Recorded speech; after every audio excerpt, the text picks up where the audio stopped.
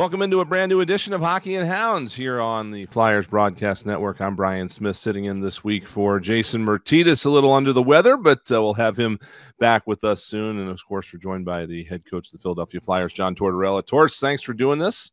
Absolutely, Smitty. How are you? Doing all right. Team's doing okay.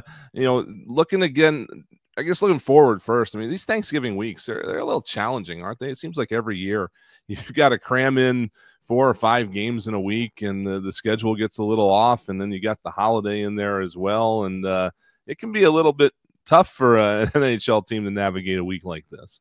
Yeah, like we'll play 5 and 8 nights, and we were going to practice today. We've gone to overtimes the past little while here in games and shootouts, and I knew in the third period last night that we were not going to practice. We're just into the game, and yeah.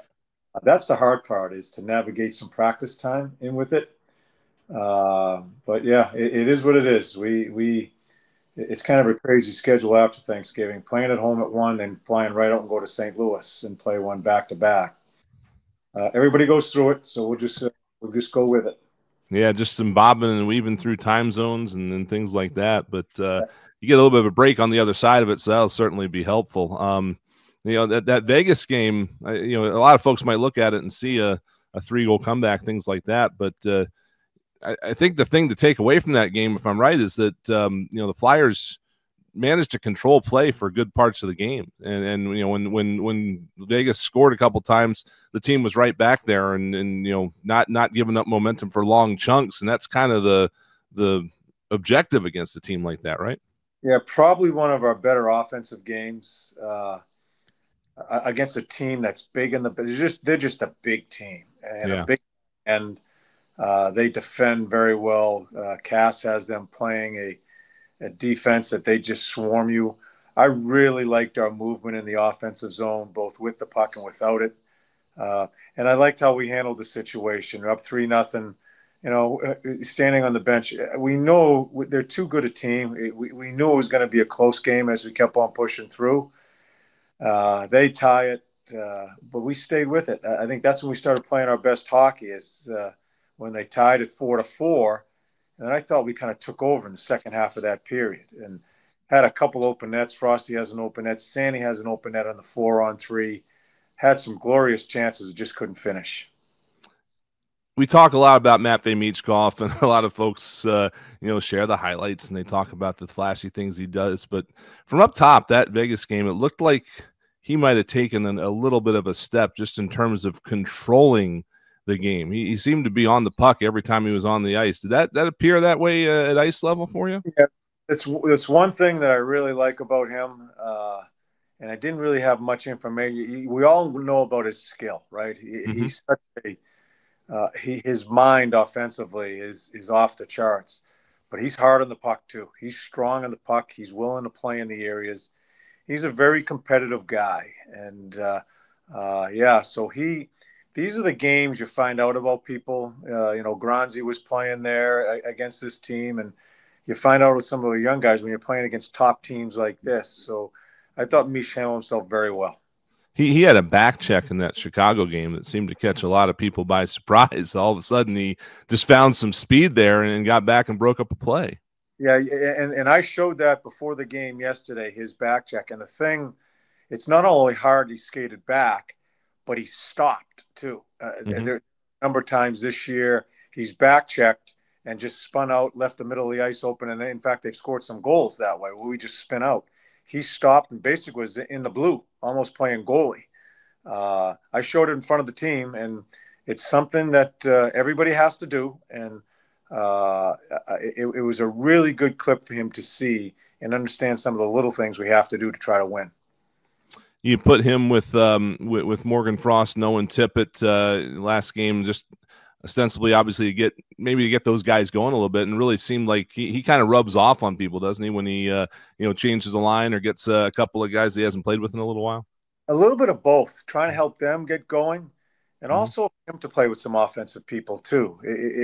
We have struggled a little. We're pretty inconsistent offensively with our center iceman, and although Coots is beginning to find it a little bit here, and actually Catesy has been around the offense too quite a bit the past few games. So it was a little bit of both, and I liked the line. I liked how it played. They had the puck a lot. I thought Frosty played one of his better games that he's played this year. Hopefully we can continue and control the puck. That was we're going to Nashville today, and we already have a tape ready to show just some of the offensive plays we made, and not just with the guy with the puck, but the support we got with guys without the puck. Emil Andre gets his first NHL goal against Vegas, and obviously he has impressed defensively. But I feel like it's always a thrill for guys to see somebody get that first goal. The reaction on the bench is, obviously a little bit bigger than it is for any other goal, and I'm sure that's got to perhaps help his confidence for his entire game to get that first one. Yeah, that's another guy that had to play against a pretty stiff team last night, and again made some great plays. I watch him go lateral on that blue line sometimes. I'm thinking he's going to turn it over, but he makes some really good plays in tight areas. I think our bench was more excited than he was when he scored the goal. That's what's so great about this league and the players in it. I think we got some really good people, and that showed last night. It was really, really cool to see in the bench where, they knew where he stood. They knew he hadn't scored a goal. They knew how well he was playing. Big goal for us at that time to keep us going. So it was good to see. And he's a beneficiary of, I think, some strong play from that Hathaway, Lawton, Paling line that, I thought we were going to have to replace the net after Hath hit that one post. I mean, I've never seen a post hit that hard. Those guys seem to be buzzing a little bit. And, again, when you have a capability of a line like that to go out and not just check, but generate some things, that's got to be a boost to the rest of the offense. It's something we're trying to get better at as far as control some of the zone time, play more in the offensive zone. That's a line we're not expecting a whole hell of a lot coming off the rush. We just want them to put it in and give us some momentum. I played him against Eichel probably half the game last night. Coots had the other half. And we just want to try to keep the opposing team's line in there playing defense, and they change and they don't have a chance to get into the offensive role. Thought they did a pretty good job of it last night. Been a little inconsistent as we gone through here, but I thought last night was one of their better games. And we've all been talking a lot about Travis Sanheim and kind of what he's developed here in the last month or so. And he gets a play last night that I think even makes it seem like he's still taking steps, because he goes down to the end boards and he could have very easily been in a situation where that puck's right back out in front of the net, but he makes a clean, just one swipe outlet pass to Tyson Forrester. One pass beats three guys. He seems to certainly have that presence of mind. He's going in there, digging out those pucks, but he knows what he's going to do when he gets there. And it just, it seems like another part of his game that's really developed here over the last little bit. Yeah, he's just playing so fast. I think he feels it.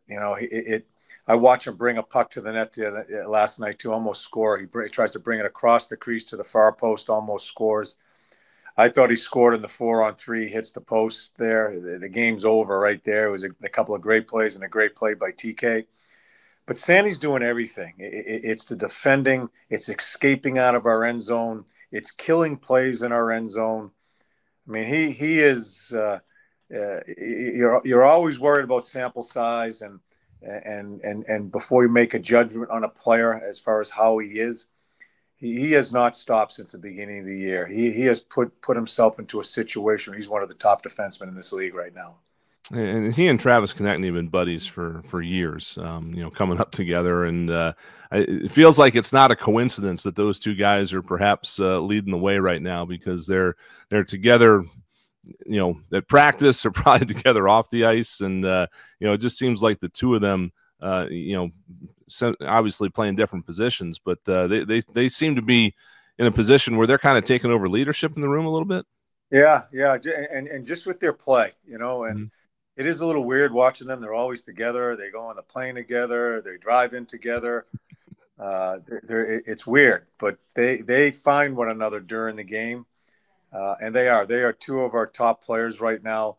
And it's not through talking. It's just through play. And sometimes that's some of the most important type leadership is just playing. Well, we'll eagerly await these next few games here over the course of Thanksgiving week, and of course the Rangers coming in on Friday, which will be a huge matchup as always on Black Friday. Let's get to our dog for the week. We've got a great pooch here from from Philly Paws. This is Phil. That's a brindle. Is that a brindle? Yeah, it's a brindle. Yep, he's on the smaller side, 38 pounds. I think he's full grown, probably about 2-3 years old, maybe. So a smaller guy, but he doesn't lack on energy. That's for sure. Yeah. Just reading some of the notes on him, it's brought up many times. He's full of energy, but gets along with other dogs. They're not sure on cats, but gets along with other dogs, which is a key. Yeah, he came in as a stray. And, again, when that happens, you don't always know a ton about his past. But, just kind of looking at him, he hasn't shown any signs of maybe being in a bad situation or anything. He looks healthy. He loves people. That's the big thing that they're telling us. He loves people and is very eager to please anybody that's around him. But brindles are just gorgeous, aren't they? Yeah. Now, do we know how old he is? Their estimate is between 2 and 4. I got to think he might be on the younger side of that, just looking at his size. But about probably past the puppy phase, which I think is perhaps beneficial to some people that they don't have maybe the chewing and all that going on. But still very active though, very active, and being fostered, I guess, and reading the notes, hopefully, which is great. And every time we do the show, we always talk about the fostering. That is so important, just to get them a chance to reacclimate out of a shelter and try to be themselves. And God, this one should go quickly. Yeah. So again, Phil is available through Philly Paws. You can find out more about him at PhiladelphiaFlyers.com/hockeyandhounds, as well as the Philly Paws website. Paws does have a little bit of a request. They are looking for some assistance with their pet food pantry. Low on stock, looking for some help filling it. They can use dry dog food, dry cat food, clumping cat litter are the most requested items they have. And anything that's unopened food, litter would be a tremendous help. You can donate to them directly through Chewy or Amazon, or you can take things down to the shelter. So phillypaws.org/donate is the link to go to find out more about that, or you can email our friend Allison at allison@phillypaws.org. That's with 2 L's. I know you had a chance to go down there last year, Torts, and it's a great operation they got going. We had a blast down there. It's fantastic. The dogs are being so well taken care of. That's when we got the news on Coffee Cake. Yeah. That she was going to be finding her forever home. So great people, Allison and the group down there, just great people. And just what you said, a lot of people that they just can't take in a dog. They're just not ready. But here's something that you can help with. Just if you talk about the supplies that are needed to help these dogs when they find them in all areas. And so I hope some people that just aren't able to bring in an animal to their home or foster them, to help out in other ways as far as some of the supplies that are needed to take care of these guys. I know you and the guys had a chance to meet Ang the other day. He came out and visited, and that's always fun to have a dog greeting you on the way in the building. And this is the dog that was injured, 2 stabs. Yes. Had a chance to see the wounds, healed up nicely. What a beautiful animal. And the boys, we were talking about it before the game, and I hope I hope the video is out there. I hope people took a look at it. That's a dog, kind of like Coffee Cake last year. We're really trying to push to try to find a home. Yeah, Ang is still available. Our senior girl, Chessie, she's still available, and you can find out more about all those dogs here at PhiladelphiaFlyers.com/hockeyandhounds. We've got the videos still up. You can check them out and find one that might be a great fit for you. So a little on the short side here, Torts, as we fill in for Jason. He can talk more than I can. He's a talk show host. I'm just a play-by-play guy. So. That's all he does. That's all he does is talk. But now that we're on Jason, we hope he feels better. Yep. We missed him here.